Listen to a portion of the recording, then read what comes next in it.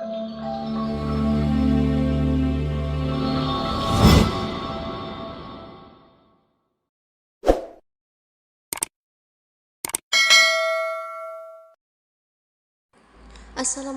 warahmatullahi wabarakatuh. Apa kabar Bapak Ibu? Semoga kita semua selalu dalam keadaan sehat walafiat. Pada kesempatan kali ini untuk memenuhi tugas ujian tengah semester mata kuliah pengantar teknologi informasi dengan dosen pengampu Ibu Husnul Khotimah, saya akan memaparkan materi terkait resum materi awal pertemuan pertama sampai pada pertemuan ke-6. Baik, langsung saja kita mulai bersama. Pada bagian pertama terkait pengertian. Microsoft Word adalah software yang berfungsi untuk membuat, mengedit, dan memformat data dalam bentuk dokumen yang hasilnya bisa disimpan dalam bentuk soft copy atau dalam bentuk hard copy. Word processing adalah suatu program yang dipakai guna mengolah dokumen yang berupa teks seperti surat, jurnal, makalah, lamaran pekerjaan, surat kerja, buku, brosur, kartu nama, dan lain sebagainya. Fungsi Microsoft Word. Fungsi utama dari Microsoft Word ini yang pertama membuat dokumen baru, seperti halnya teks, tabel, grafik, hingga gambar. Juga berbagai dokumen seperti surat, jurnal, laporan, makalah, buku, dan lainnya. Microsoft Word juga memungkinkan untuk membuat dokumen dengan berbagai ukuran kertas yang sesuai dengan kebutuhan.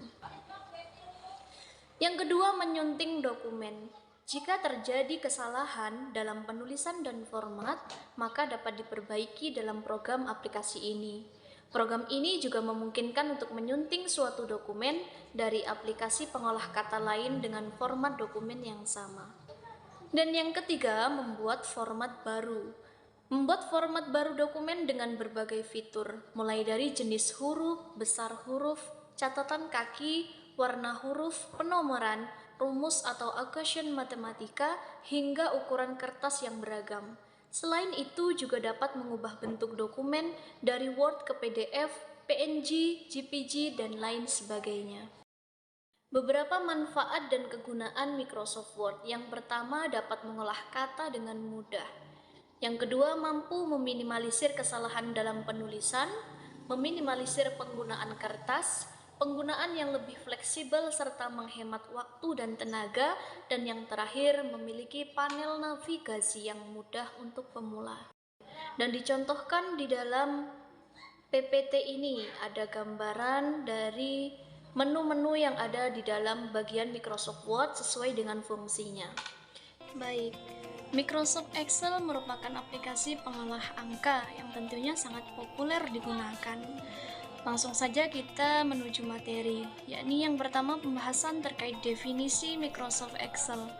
Microsoft Excel adalah sebuah program aplikasi spreadsheet, lembar kerja elektronik dari Microsoft Office yang mempunyai fungsi pengolahan data berupa perhitungan atau grafik. Fitur function dan formulas atau lebih dikenal dengan rumus Excel merupakan sesuatu hal yang membuat Microsoft Excel cukup dikenal oleh banyak orang. Microsoft Excel sebagai aplikasi pengolah angka juga memiliki fungsi dan manfaat. Yang pertama, fungsi dan manfaat Microsoft Excel yakni membuat, mengedit, mengurutkan, menganalisa, serta meringkas data. Yang kedua, membuat catatan keuangan, penyusunan anggaran keuangan, membuat laporan baik dalam bentuk tabel, grafik, ataupun diagram. Yang ketiga, melakukan pengolahan data dengan statistika dasar, seperti mencari median, mean, nilai maksimum dan minimum, serta lain-lain, dalam bentuk grafik maupun dalam bentuk diagram. Dan yang terakhir, melakukan perhitungan aritmatika sehingga dapat membantu menyelesaikan permasalahan-permasalahan yang berbau logika dan matematika. Microsoft PowerPoint adalah salah satu program aplikasi Microsoft Office yang berguna sebagai media presentasi dengan menggunakan beberapa slide atau multi-slide. Jadi aplikasi ini sangat populer dan digunakan di berbagai bidang seperti pelajar, perkantoran, bisnis, pendidik, dan trainer. Kehadiran PowerPoint memudahkan dalam menjalankan presentasi, dengan cara mengubah dukungan fitur maupun template atau desain yang sangat menarik dan canggih. PowerPoint sebagai aplikasi pengolah presentasi memiliki beberapa fungsi. Di antaranya, fungsi utama dari Microsoft PowerPoint, yakni dapat membuat presentasi multimedia yang menarik dengan menggunakan slide, teks, gambar, grafik, video maupun suara. Microsoft PowerPoint juga memiliki beberapa fungsi lain, di antaranya dapat membuat presentasi, dapat mengatur urutan slide, menambahkan elemen visual, menyisipkan multimedia, menerapkan desain atau template, menyampaikan presentasi dalam bentuk slideshow, sharing dan kolaborasi, dan terakhir dapat mencetak dan membuat sebuah catatan. Kita dapat lihat tampilan dari lembar kerja Microsoft PowerPoint. Baik, pembahasan materi saya kali ini terkait pemanfaatan teknologi dalam pendidikan agama Islam. Pada pembahasan pertama, yakni terkait konsep teknologi dan pendidikan agama Islam. Memulai dari definisi pendidikan agama Islam. Pendidikan agama Islam merupakan sebuah ilmu yang memiliki tujuan untuk menghasilkan peserta didik yang memiliki keimanan, ketakwaan, dan akhlak sesuai dengan isi kandungan dalam Al-Quran serta hadis. Definisi teknologi merupakan kata yang di dalam KBPI, Kamus Besar Bahasa Indonesia, diartikan sebagai teknologi merupakan sebuah usaha teknik yang mana dalam penerapannya berprinsip dengan sebuah ilmu pengetahuan pasti dan berprinsip dengan proses teknis. Sedangkan dasar teknologi dalam Al-Quran dijelaskan dalam firman Allah Subhanahu wa Ta'ala yang menjelaskan pengertian dari teknologi. Terdapat dalam Quran Surat Al-Anbiya ayat 80 yang berarti, dan telah kami ajarkan kepada Daud alaihissalam baju perisai buat engkau, guna memeliharamu dalam peperangan, maka tidaklah kamu bersyukur. Selanjutnya adalah teknologi dalam pendidikan Islam. Teknologi dalam pendidikan Islam dapat ditinjau menjadi sebuah produk. Produk yang dimaksud yakni merupakan penyelenggara yang membantu dalam kegiatan pendidikan Islam. Sedangkan penerapan teknologi, terutama dalam basis media atau penerapan teknologi berbasis media, penggunaan media tidak selalu berbentuk dari sebuah benda sungguhan, yang mana bisa diterapkan ke dalam indera. Melainkan, media ini merupakan sebuah ilmu pengetahuan mengenai sebuah upaya, metode, usaha, maupun teori-teori yang mana memiliki tujuan untuk mempermudah aktivitas belajar mengajar.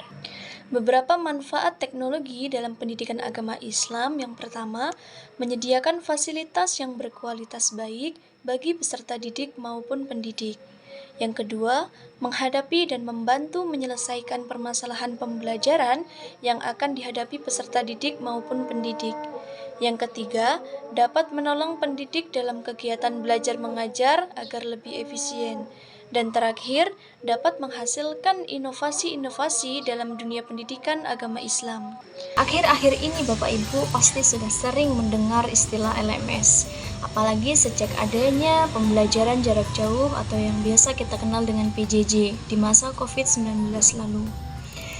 Lantas, apa sebenarnya LMS tersebut? Apa kelebihan dan kekurangannya, serta fungsi dari LMS tersebut, serta bagaimana penerapannya dalam pembelajaran. LMS atau Learning Management System atau juga biasa disebut dengan Learning Management Platform secara umum adalah perangkat lunak yang dirancang untuk membuat, mendistribusikan, dan mengatur penyampaian materi pembelajaran. Secara spesifik, LMS merupakan program perangkat lunak berbasis web untuk manajemen, dokumentasi, konten pendidikan, program pelatihan, bahan perpustakaan digital, proyek pembelajaran, serta pengembangan, dan lain-lain. Fungsi dari Learning Management System atau LMS. LMS ini bisa membantu para pengajar atau dosen untuk merencanakan dan membuat silabus, mengelola bahan pembelajaran, mengelola aktivitas perkuliahan mahasiswa, mengelola nilai, merekapitulasi absensi, menampilkan transkrip nilai, berdiskusi, dan juga melakukan kuis. Terima kasih atas perhatian. Saya akhiri. Wassalamualaikum warahmatullahi wabarakatuh.